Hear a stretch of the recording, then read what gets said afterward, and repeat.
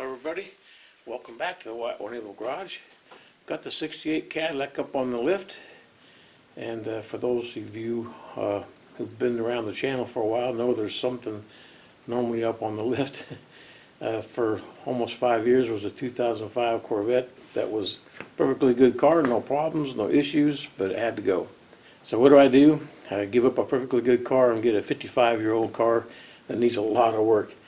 And I got to tell you, I'm struggling now that I have gotten a chance to drive it and to look into it. It's a little overwhelming for a guy my age and pocketbook. The thing I didn't expect on this car is the cost of parts are outrageous. I did not research that, and I just didn't expect it. Luckily, I have a nice car in that the big things are okay. You know, the body panels are somewhat straight. It's not a rust bucket, although there are some areas that need attention. It's got a decent interior. The top is new. Paint is newer, but it was applied pretty badly and has some damage. But there's just a lot of little things that need to be fixed. Some of it I can do without any parts. I'll show you a couple things I've done already, just that's already been done, but they're fixed, and that is the clock, of all things. I was able to find what broke in there and solder it back together. And the temperature gauge didn't have a needle. Well, I found it. It was laying down the bottom of the dash panel. So I just stuck it back on where I hope it's correct. I may have to take it off, put it back on so the temperature reads correctly. But anyway, those two items have been fixed. But let me get you up to speed here, show you what's going on. One of the things I looked hard at was to make sure the car wasn't in any damage. So nothing underneath here appears to be bent or broken, but there have been some sins. This A-arm, for example, needs a new ball joint, and that ball joint has been welded in place. So that means that their A-arm is in bad shape. And I thought, well, no problem, I'll just go get a new one. Nope, none to be had. I can't find a company or a manufacturer that has these or makes them for the aftermarket, so I had to find another one on eBay from a salvage yard, and it's on its way. Components like the tie rod ends and bushings, steering components, those are all available new. So I've been on eBay looking for stuff, and I got some parts coming from Wisconsin, but you can see all the oil back here. Now you can get a rear main seal and a pan gasket, so that's good. Okay, moving to the outside, you can see that pinch welds are all pretty straight and clean. There's no rust. That was one thing I could see in the car. I wasn't able to get underneath up in the parking lot. There is some Bondo. You might be able to see like some waviness. And I took a magnet to the car, so I was aware of some panels that had some work on it. But again, I suspected it. Now that light has been pulled out because it needs a new lamp, and that's coming. Do you know how hard it is to buy 97A lamps anymore, or light bulbs? Now you'll see this fender is a different color than the rest of the car. It has been painted more recently and didn't quite get the code, did they, to match up. But anyway, that paint will probably be one of the last things I do because I want to do it myself, and I don't have a paint booth yet. That's another thing I'm working on. Now here's something kind of cool. I'll show you this because I went to the DMV to tag this as an antique, and she gave me a plate that said 1967, and I said, oh man, that's just 1 year off.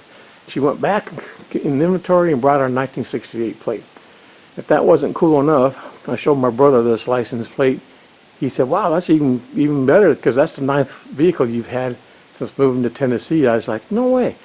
Yep, I've been here 10 years full time, and I've had 9 vehicles. So I got the 9.